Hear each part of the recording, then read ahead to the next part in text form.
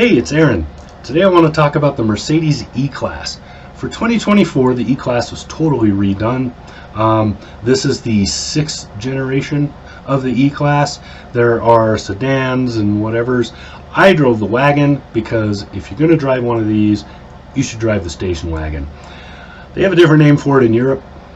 I don't care. In the US, it's a station wagon, and it's awesome. Big changes this year for the E-Class overall. The coupe and the convertible have been dropped. Those have moved over to the CLE class. I did a written review of that on Car News Cafe. If you want to go check that out, I'll put a link down in the description. So the E-Class has always been a four-door. So it's always been four doors and various body styles based on that. The wagon is the most balanced and in my mind the prettiest of those.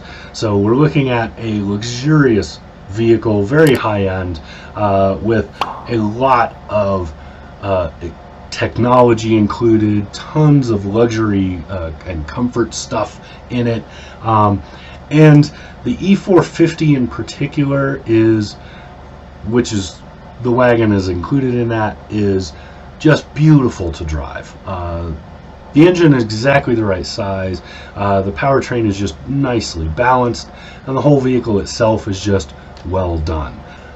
So the E-Class has several engine options, but the one that I drove, and the wagon in particular, is the E450, which is a 6-cylinder engine. So it's the 3-liter 6-cylinder, which outputs about 375 horsepower, which is perfect for this size of vehicle. It's a very, very nicely done.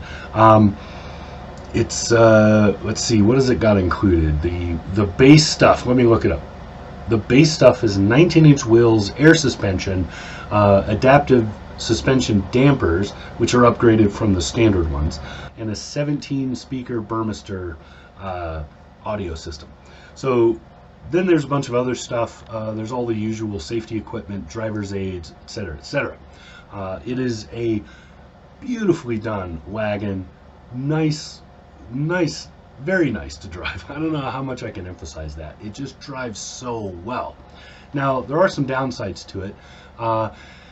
Because it's European, some of the expected American amenities are not included. So you don't get vented seats and things like that. It doesn't have a heated steering wheel that I could find, at least no way to control the heated steering wheel that I could find.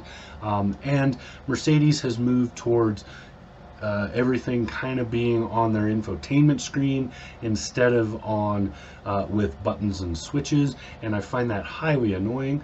The upside is the MBUX system that Mercedes uses is one of the best voice activated systems on the market. You can just talk to it and it usually understands what you're talking about. So when I wanted this seat heater on, I could just ask for it instead of looking around to figure out where to hit the button for it on that screen. Little things like that are a big plus in Mercedes. Now, most Mercedes seat controls, of course, are on the door. So if you want to turn on the heated seats without talking, you could just hit the button right there. But in a Mercedes, it's more fun to talk to it because it's a really great system. So there are some things that you have to get used to, but I feel like if you own this vehicle, you will get used to them very quick. For somebody like me who kind of hobos between vehicles, it's a little harder to get used to these things because I might be driving 2 or 3 vehicles that week because, you know, I own, like, we have our family vehicle, and there's like press loan vehicles and all the other, so I might have a little harder time, but I can intuitively tell that there are things that I will just get used to if I owned it. There's things in our minivan that we own that I'm just used to it because we've had it for so long, and there's things in here that'll be the same way. Most of the stuff that you want to do can either, like I said, be voice activated, or you can find it on the infotainment screen if you go looking for it.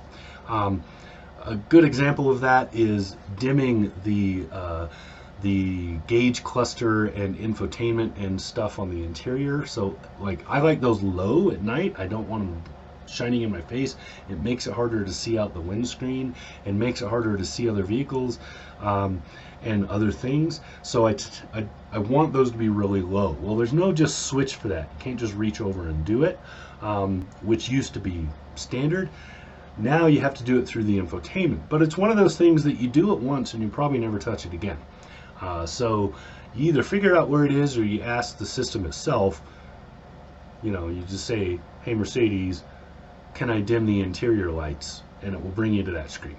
So, you know, it's like I said, those are the things that you get used to or you learn quickly as you own the vehicle.